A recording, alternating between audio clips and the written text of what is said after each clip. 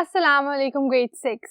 तो आपकी बुक के पहले 3 चैप्टर्स कवर करने के बाद आज हम स्टार्ट करें आपकी बुक का 4th chapter which is about factorisation. इसमें आप HCF और LCM जैसे कॉन्सेप्ट्स के बारे में सीखेंगे।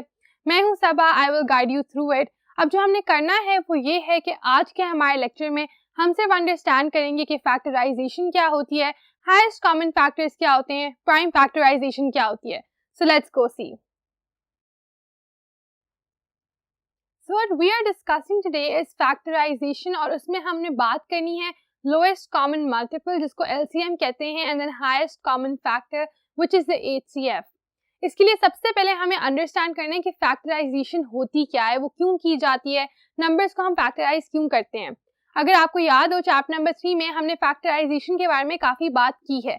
हमने बताया है कि ये नंबर जो है इस नंबर का फैक्टर होता है, ये नंबर इस नंबर का मल्टीपल होता है एंड सो ऑन।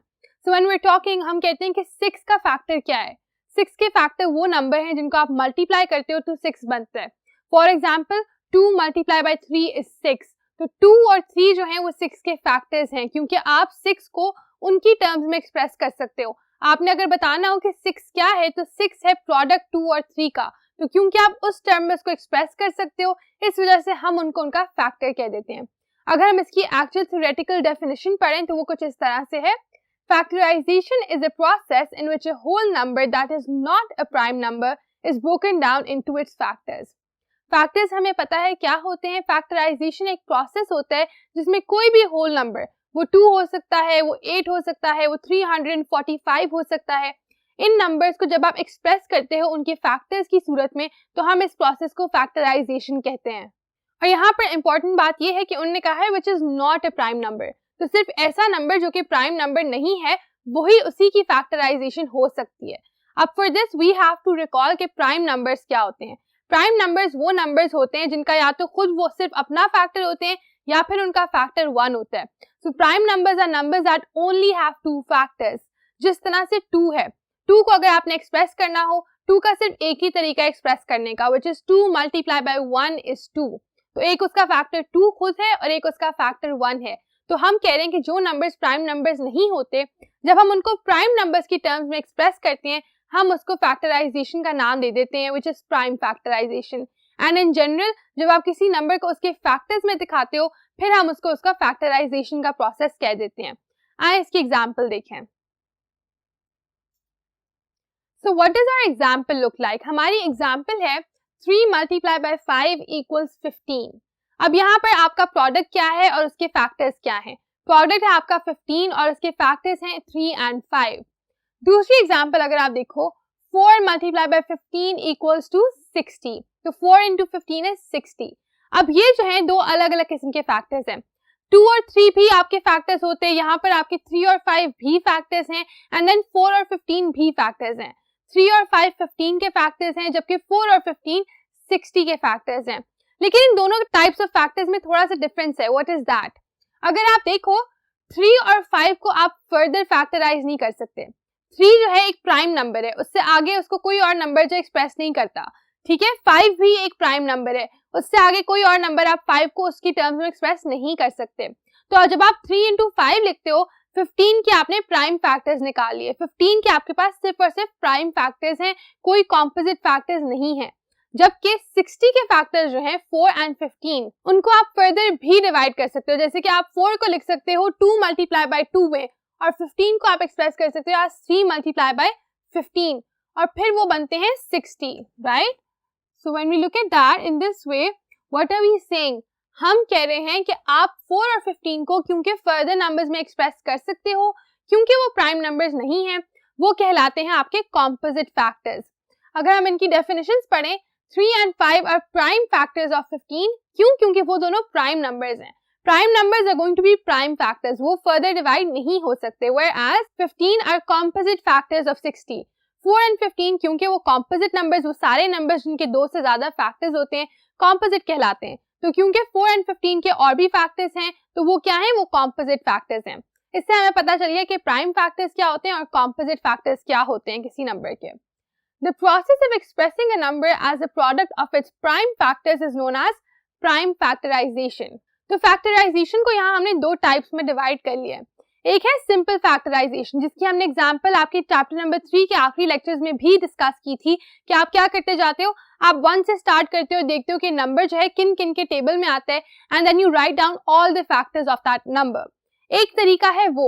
दूसरा तरीका है कि आप एक नंबर को सिर्फ उसके प्राइम फैक्टर से जाहिर करो, कोई भी कॉम्पोजिट फैक्टर उसमें आप ना ऐड करो, आप सिर्फ बताओ कि उसका प्राइम फैक्टर कौन कौन सा है। तो फॉर एग्जाम्पल अगर हम 315 को ले रहे हैं, ठीक है, आपने सिर्फ उसको प्राइम फैक्टर से डिवाइड करना है। इसके लिए आप क्या यूज कर सकते हो, आप यूज कर सकते हो डिविजिबिलिटी रूल्स के 3 से डिवाइड होगा नहीं होगा, 2 से होगा नहीं होगा।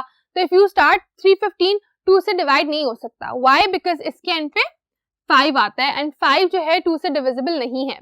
फिर आप चेक करते हो क्या ये 3 से डिवाइड होता है, तो इफ यू ऐड 5 + 1 6 + 3 9, 9 जो है 3 से डिविजिबल है, हेंस यस आप इसको 3 से डिवाइड करते हो। 3 सब आपने डिवाइड किया, आपके पास 105 आया। फिर से आपने सिर्फ और सिर्फ इसको प्राइम फैक्टर से ही डिवाइड करना है।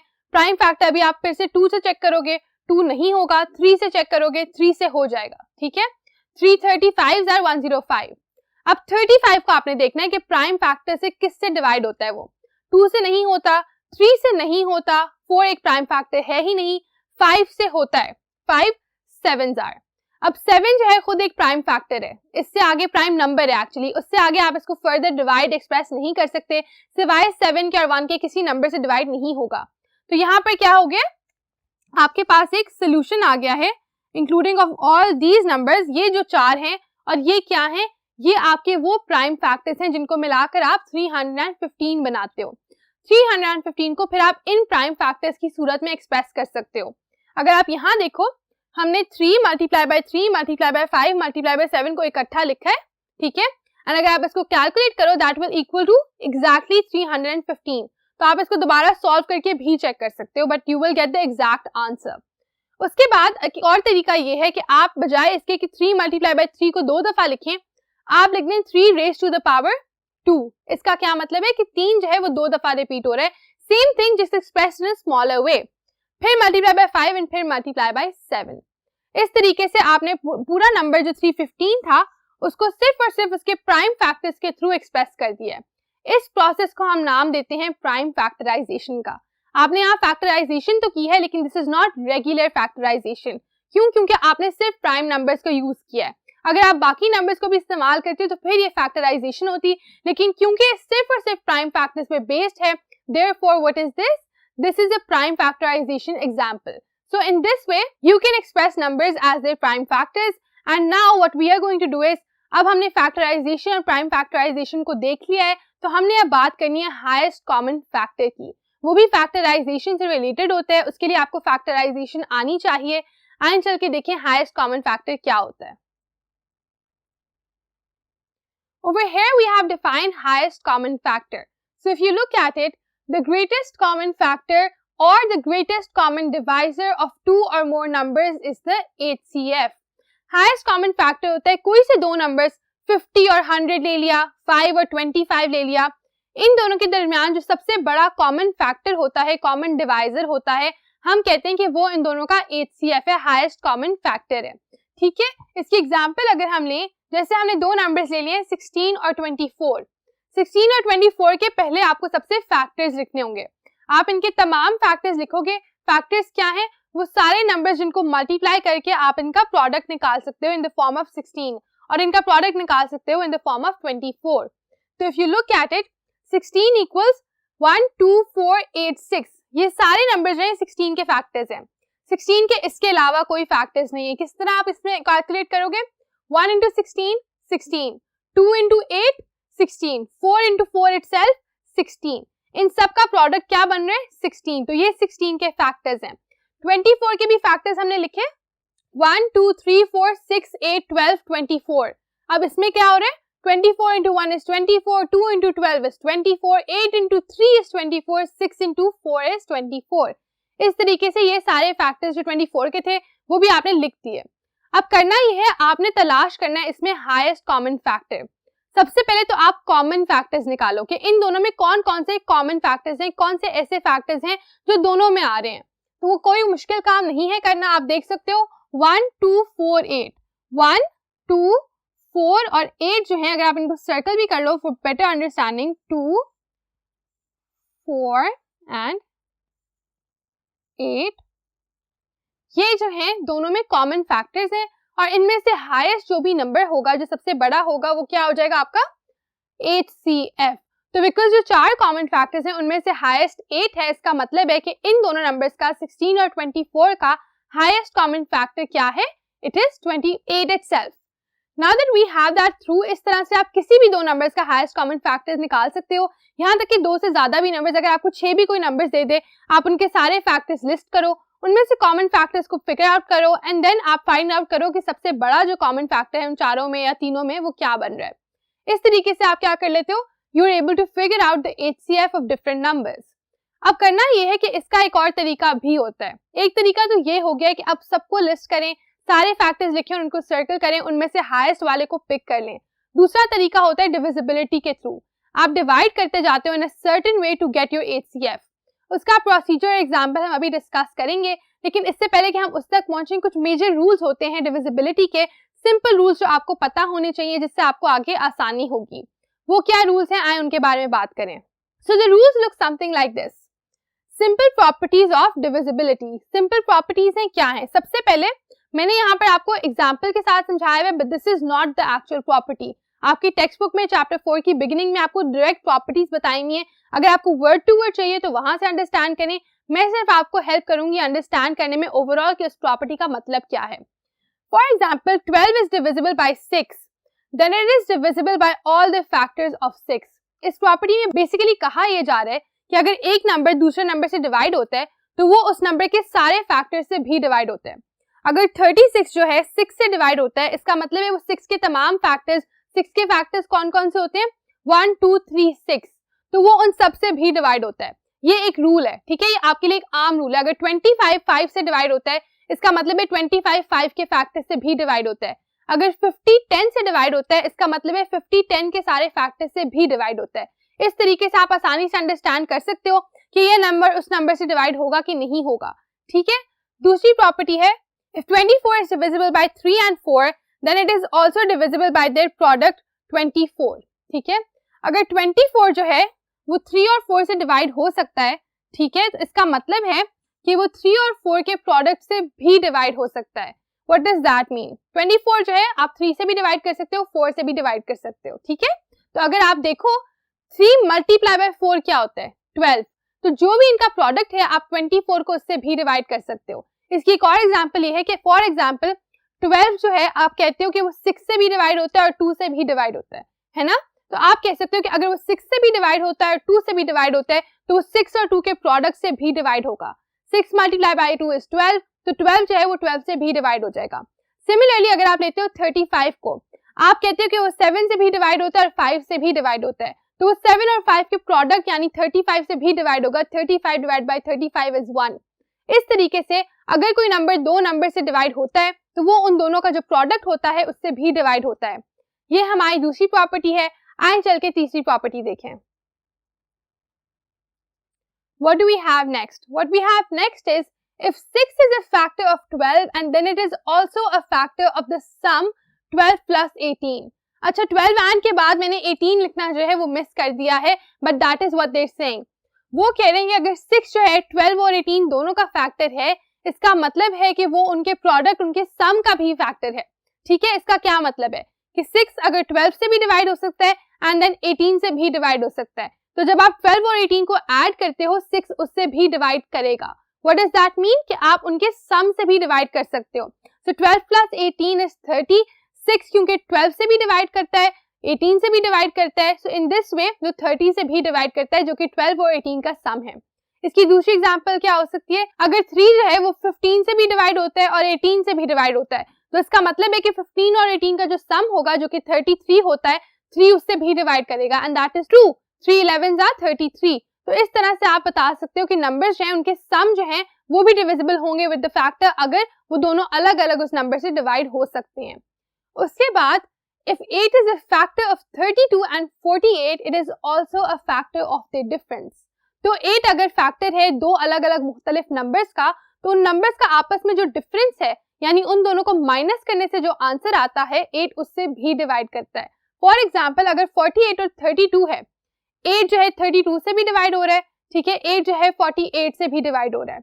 उन दोनों का जो डिफरेंस होगा 48 माइनस 32, 8 उससे भी डिवाइड करेगा, which is 16। So basically what does that mean?